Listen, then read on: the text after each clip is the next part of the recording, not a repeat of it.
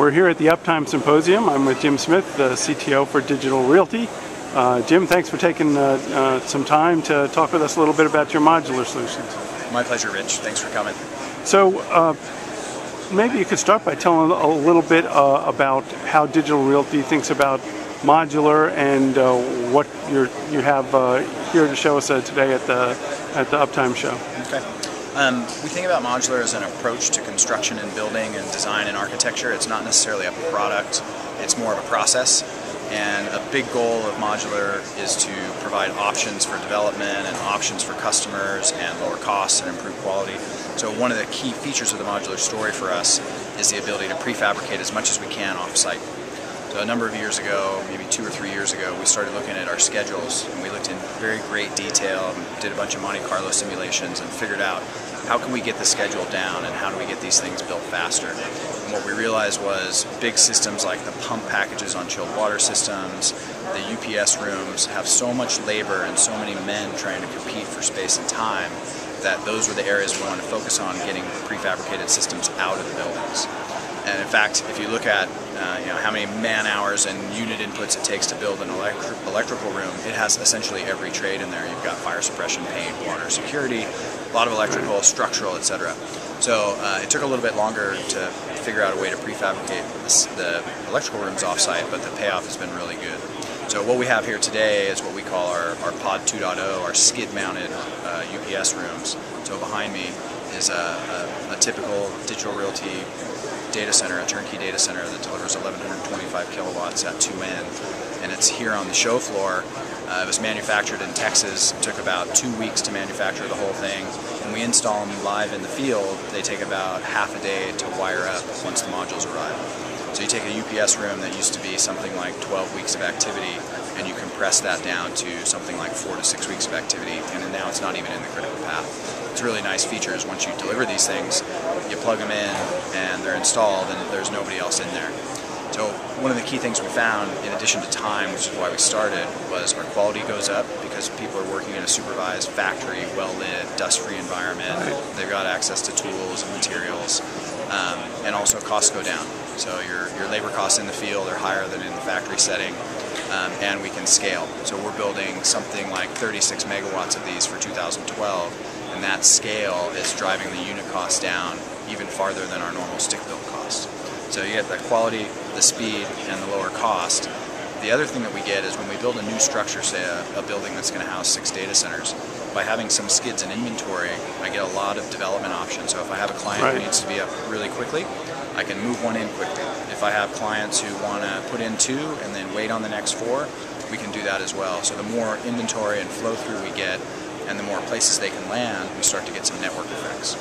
So for example, in Dallas, we currently have 2 projects where 2 new buildings are coming out of the ground, each one supporting 6 1125s. Each of those clients is elected to build 3. So I'm putting in a 3375, and then they can pick up the phone, and in about 10 to 12 weeks, we'll build those incremental data centers at their call.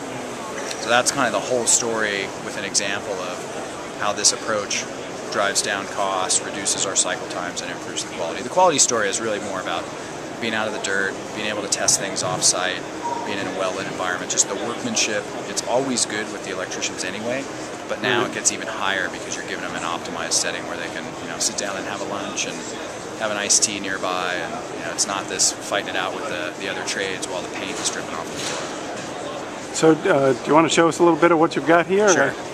So we build the skids, and it's we don't want to talk about containers because they're not containerized, but we do, generally speaking, follow that ISO footprint. So there's 3 assemblies, and one side is one of the UPS packages. So you'll see the UPS, the output switchgear, and then in the center, this is what we call our 5-breaker board. So this is where all the generator controls and the logic is for the distribution. And then on the other side is a matching, the B side of the 2-end system. So these arrive in 3 pieces. They're put in, and each, if you can see underneath there, Rich, where the green light is, that termination work is whatever, X amount of man hours of work. Normally, that would be done in the field, as these modules came from individual manufacturers. When these things arrive, we've only done 2 of the connections, but between each skid, there's something between 6 and 10 connections between the skids. So the field labor, it doesn't totally go away, but the integration piece is very short.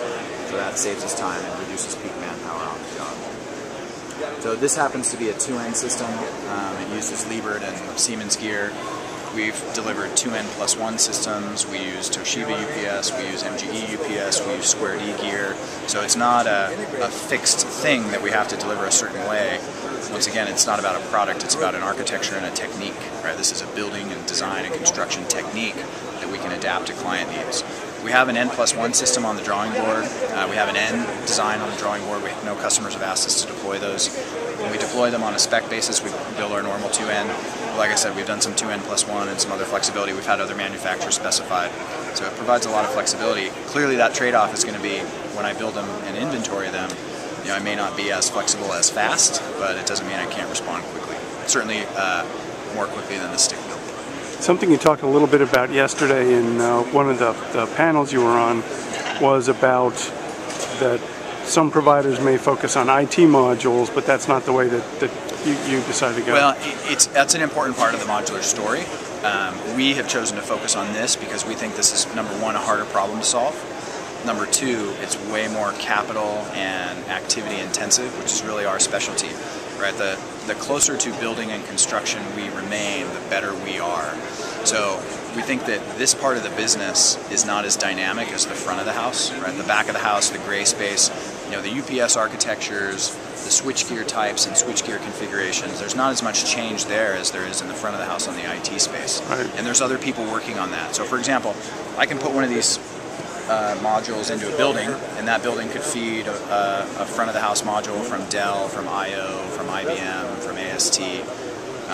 We can feed those pieces. There's not a lot of competition and there's not a lot of thought process back here because it's really capital intensive, it's really scale dependent. So this is an area where we're kind of consolidating our strength.